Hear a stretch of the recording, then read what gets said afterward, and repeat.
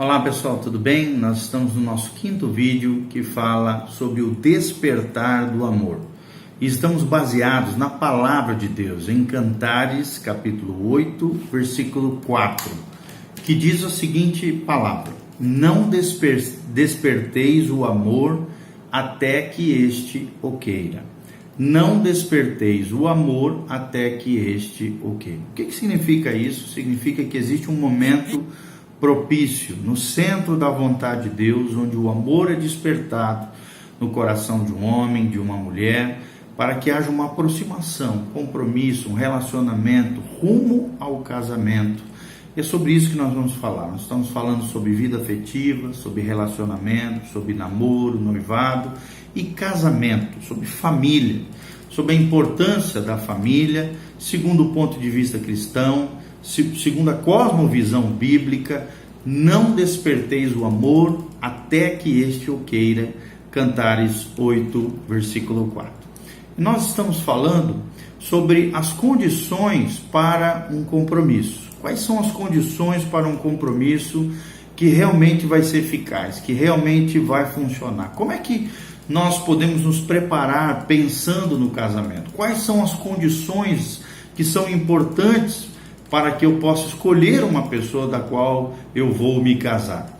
Primeiro ponto que nós já vimos, só estou repetindo, é ter maturidade. Maturidade espiritual em primeiro lugar, maturidade emocional, é muito importante, maturidade emocional, a pessoa equilibrada emocionalmente falando, senão vai ser só tragédia, só dores e mazelas na alma e no coração. E também maturidade emocional, espiritual e financeira, uma pessoa estável financeiramente, uma pessoa trabalhadora. Quando eu digo estável financeiramente, não estou dizendo rico, abastado, mas uma pessoa trabalhadora, com perspectiva de futuro, esforçado, diligente, que sabe o que quer e que luta em prol do relacionamento e futuramente da família. Então, a primeira condição para me casar é ter maturidade, ou que o outro que eu estou me envolvendo também tenha maturidade emocional, espiritual e financeira. Segundo requisito é a confiança em Deus, ou seja, que sejam duas pessoas que vão se envolver, que confiam no Senhor. Nós já lemos Salmo 34:7, entrega o teu caminho ao Senhor, confia nele e o mais ele o fará. Existe um tempo determinado de Deus para um relacionamento sadio, pessoas que tenham os mesmos valores, os mesmos princípios, pessoas que realmente confiam em Deus, que creem na ação de Deus e no mover de Deus nas suas vidas, no centro, que vivam no centro da vontade de Deus. E agora, em terceiro lugar, nós vamos falar sobre o domínio dos sentimentos e a questão também do jugo desigual. Isso é muito importante. Essa temática é muito polêmica no meio evangélico, mas é extremamente importante. Os conselhos que Deus dá na sua palavra, ao mesmo tempo alguns são mandamentos, outros são conselhos para a vida sentimental, sobre como dominar os nossos sentimentos e sobre a questão do jugo desigual, ok? Preste bastante atenção naquilo que vamos falar e aprenda mais sobre o despertar do amor. Nós precisamos aprender primeiramente que podemos ter contato com pessoas do mundo, ou seja, pessoas que ainda não conhecem a Deus, que não têm a mesma fé, que o que a Bíblia chama de incrédulos. Mas elas, nós precisamos entender, estão nas trevas espirituais. E nós devemos ser o que para elas? Luz para esse mundo que está trevoso. Por isso, a Bíblia diz que não podemos ter comunhão espiritual com elas. Por quê?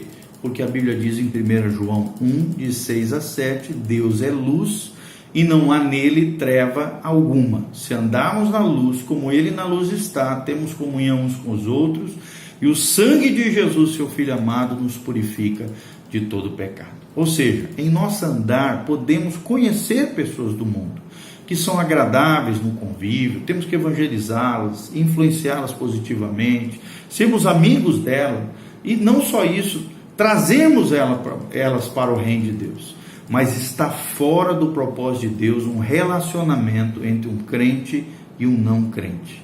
Essa não é uma condição favorável, saudável, E a Bíblia aconselha a não fazer isso. É muito claro isso na palavra. Existem mais de 300 versículos na Bíblia que falam sobre isso, sobre a tragédia que é quando um crente acaba se envolvendo com um não crente. Isso traz uma série de dores e sofrimentos desnecessários. É claro que às vezes, por graça e misericórdia de Deus, o envolvimento com um descrente acaba dando certo uma vez ou outra, mas essa não é a regra de Deus, essa não é a orientação de Deus, esse não é o conselho do Senhor. E nós podemos ver claramente no texto bíblico de 2 Coríntios 6, de 14 e também até o capítulo 7, versículo 1. Olha o que a Bíblia diz: não vos ponhais em julgo desigual com os incrédulos, porquanto que sociedade pode haver entre a justiça e a iniquidade? Ou que comunhão da luz com as trevas? Que harmonia pode haver entre Cristo e o maligno? Ou que união do crente com o incrédulo? Que ligação há entre o santuário de Deus e os ídolos? Porque nós somos santuários do Deus vivo. Como ele próprio disse: habitarei e andarei entre eles, serei o seu Deus e eles serão o meu povo. Por isso retirai-vos do meio deles, separai-vos, diz o Senhor. Não toqueis em coisas impuras, e eu vos receberei, e serei vosso Pai, e vós sereis para mim filhos e filhas, diz o Senhor Todo-Poderoso. Tendo, pois, ó amados, tais promessas, purifiquemo-nos de toda impureza, tanto da carne quanto do espírito, aperfeiçoando a nossa santidade no temor de Deus. Ou seja, Deus já sabia que o relacionamento, geralmente o relacionamento entre um crente e um descrente vai dar errado. A maior probabilidade é essa. E geralmente é isso que acontece. Caem na impureza, caem na área de envolvimento com a carne, acabam afetando a vida espiritual e não conseguem se aperfeiçoar na santidade e no temor de Deus, conforme diz no final desse trecho. Então, querido, se você tem tempo para isso, caia fora. Se a gente pudesse colocar relatos de pessoas que se envolveram com pessoas de fora da igreja, e eles pudessem dar um testemunho de quão dolorido, de quão penosa e de como é difícil esse tipo de vida com alguém que não tem a mesma fé, os mesmos valores, os mesmos princípios. Sempre lembrando, querido, que não é uma questão religiosa, é uma questão de valores, de princípio, de uma fé autêntica, de uma fé verdadeira. É claro que existem muitos ímpios e incrédulos até dentro das igrejas. Pessoas que se dizem cristãos, mas vivem uma vida totalmente contrária ao Evangelho, à palavra de Deus. E desses nós também temos que tomar cuidado, porque do ponto de vista de Deus são incrédulos, não creem, não vivem a fé bíblica, não têm a Bíblia como regra de fé e de conduta das suas vidas. São incrédulos dentro das igrejas, são incrédulos denominados religiosos ou cristãos. Então, a palavra jugo, na linguagem do Novo Testamento, ilustra essa canga que o boi usava para puxar um arado ou uma carga. A canga sujeita os bois a andarem lado a lado numa mesma direção. Ou seja, para dar certo um casamento, vocês dois precisam andar na mesma direção, na direção de Deus, no propósito de Deus, na vontade de Deus, que é boa, perfeita e agradável. E isto, querido, só será possível por serem da mesma espécie, treinados por Deus, pelo Espírito Santo, para andarem juntos. É assim no casamento. Num casamento que funciona, a direção que o discípulo é ensinado a seguir é servindo ao Senhor. Não é a mesma de alguém que não tem compromisso com o Senhor, que está nas trevas e cujo Deus é o diabo. O problema do outro lado é o sogro. Enquanto nós estamos na fé, estamos em Cristo, estamos em Deus e temos como Pai o Senhor, o Deus da Bíblia, o nosso Pai Celestial, o Pai de Jesus Cristo, nosso Senhor. Do outro lado, quem está longe de Deus, nas trevas espirituais, banido da presença de Deus, tem como pai o pai das trevas, que é o diabo. Então o sogrão vai ter acesso à tua vida, ao teu casamento, ao teu relacionamento, porque do outro lado, aquela pessoa ímpia, incrédula, que não tem um compromisso com Deus, que você está se envolvendo, seu Deus, infelizmente, daqueles que estão nas trevas, é o diabo. O sogrão é o diabo. Isso inclui também os religiosos que dizem seguir a Deus, mas cujas atitudes são independentes e incoerentes com os princípios claros e objetivos da palavra de Deus. Então, como somos famílias de Deus, Efésios 3, 14 a 15 fala sobre isso, o nosso relacionamento será com quem? Com os nossos irmãos, com aqueles que têm a mesma fé, os mesmos valores, o mesmo caráter, o caráter de Cristo implantado em nós. A questão é isso, casamento é personalidade mais caráter, valores, princípios, direcionamento, como nós estamos falando. E nós precisamos seguir a verdade que nos foi revelada por Jesus. Olha o que diz a palavra de Deus em João 17, 14 e 17. Eu lhes tenho dado a tua palavra, e o mundo os odiou, porque eles não são do mundo, como também eu não sou, diz Jesus. Não peço que os tires do mundo, e sim que os guardes do mal. Eles não são do mundo, ou seja, os discípulos de Jesus, os filhos de Deus, como também eu não sou. Santifica-os na verdade, a tua palavra é a verdade. Então nós precisamos nos santificar na palavra de Deus. A orientação de Deus, o conselho de Deus, a ordem de Deus e o direcionamento de Deus é que não haja julgo desigual entre crédulos, ou seja, aqueles que creem, os da fé, com os incrédulos. Pode até, por graça e misericórdia, 1, 2, 3%, dá até certo, e Deus ainda acaba salvando aquele que estava perdido, mas essa não é a regra de Deus, essa não é a orientação do Senhor, né? Deus às vezes faz isso por graça, por misericórdia, porque Ele quer salvar todos, e às vezes isso até acontece pela graça de Deus, mas a ordem de Deus domine os seus sentimentos, domine o seu coração e não entre em julgo desigual. Agora nós vamos falar um pouquinho sobre paixão e desejos da carne. Para o mundo, o namoro é paixão, sedução, atração física. Eles aceitam o namoro como um desenvolvimento natural do ser humano, mas as suas motivações são egoístas, são para satisfazer os seus próprios desejos egoístas. E essa relação é pecado para Deus. Se você está com um relacionamento afetivo, amoroso com alguém, e as suas motivações são apenas satisfazer os seus desejos, é apenas paixão, é apenas sedução, é apenas atração física, sentimentos egoístas, essa relação é pecado para Deus, pois se baseia na carnalidade do homem sem Deus. É assim que é o homem sem Deus. E esses sentimentos precisam ser dominados pelo Espírito Santo de Deus. Quem é de Deus é governado pelo Espírito Santo de Deus, agrada a Deus, obedece a palavra de Deus, vive uma vida que agrada ao Senhor com honra, dignidade, santidade e temor do Senhor. Ok? Então preste bastante atenção nisso que nós estamos ensinando. Olha o que diz Gálatas 5, de 19 a 21. As obras da carne são conhecidas, e são elas, 2 pontos: prostituição, impureza, lascívia. E Paulo continua dizendo um pouquinho mais para frente: eu vos declaro que não herdarão o reino de Deus os que tais coisas praticam.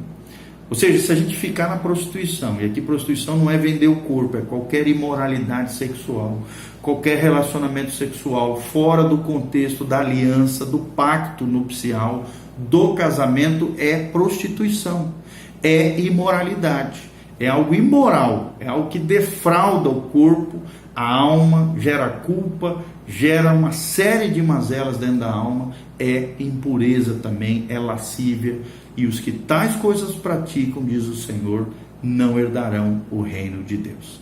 Nós precisamos entender claramente, querido, que a intimidade física, a intimidade sexual é para o casamento, não é para os namorados, como nós vemos hoje no mundo aí fora, e às vezes até dentro do contexto da igreja. Tem uma pesquisa que diz, feita pela Junta Batista de Missões e também a área batista que trabalha com jovens, que infelizmente hoje 75% dos jovens já não são mais virgens, apenas 25% se guardam, são puros, estão se preservando para o casamento. Essa é a regra de Deus, essa devia ser a prioridade de cada jovem cristão. E outra coisa, 37% dos jovens estão com vida sexual ativa, como os lá de fora do mundo. Lá de fora, claro, os índices são bem maiores, mas dentro da igreja, 37% dos jovens com vida sexual ativa e 75% que já não são abstêmios, não são mais virgens, não se guardam para o casamento e vivem como se Deus não existisse. A intimidade física, vou repetir, é para o casamento, não é para o namoro, pois no namoro vocês ainda são solteiros. Fora do casamento, qualquer intimidade desse tipo, relação sexual, toques físicos em áreas erógenas, ofende a santidade de Deus. Isso ofende a Deus, isso fere a nossa santidade, nossa dignidade, a nossa honra diante do Senhor. Possivelmente no convívio dos irmãos, é claro, será desperto em nós um sentimento diferente por alguém, além da amizade que temos com todos. Isso não é também um sinal de nenhuma confirmação. Precisamos colocar diante de Deus em oração, precisamos conhecer melhor a pessoa, desenvolver uma amizade sadia. É preciso que o nosso coração seja sondado por Deus.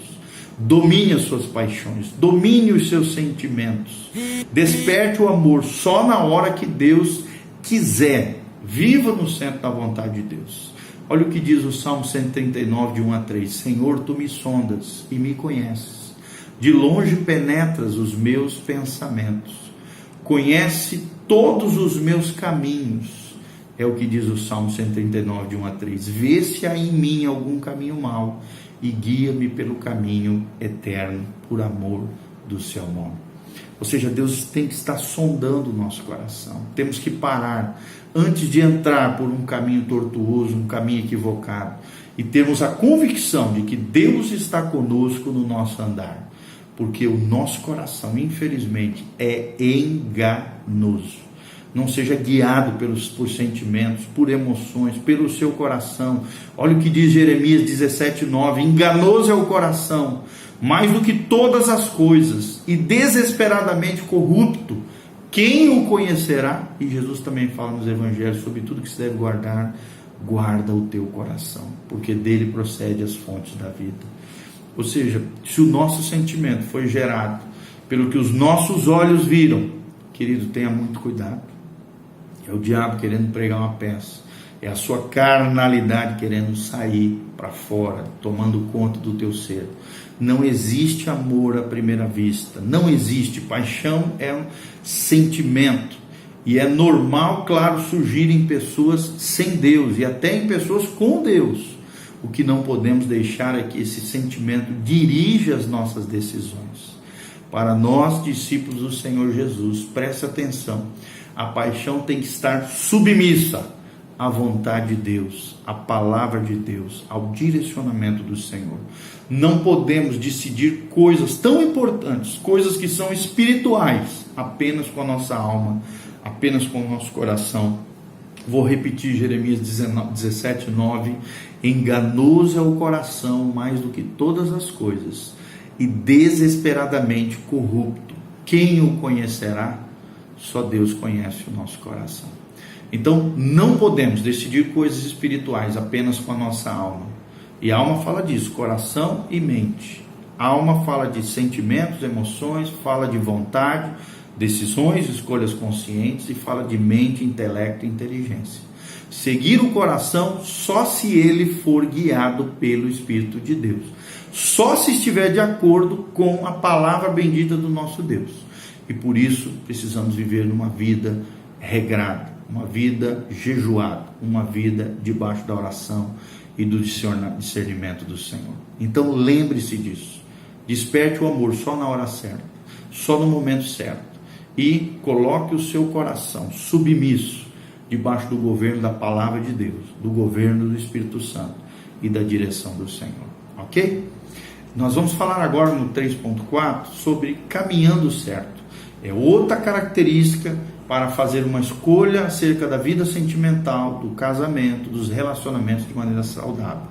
Além de eu ter maturidade emocional, espiritual, financeira, além de eu ter, e o outro que eu estou me envolvendo, necessitamos ter confiança em Deus, temos fé e crer que no tempo de Deus as coisas vão acontecer, que Deus controla toda a história humana e controla as nossas vidas. Além do terceiro que nós falamos, não podemos viver debaixo de um jugo desigual, os incrédulos com os crédulos, luz com as trevas, os filhos de Deus com os filhos das trevas, cujo pai, o sogrão, é o diabo.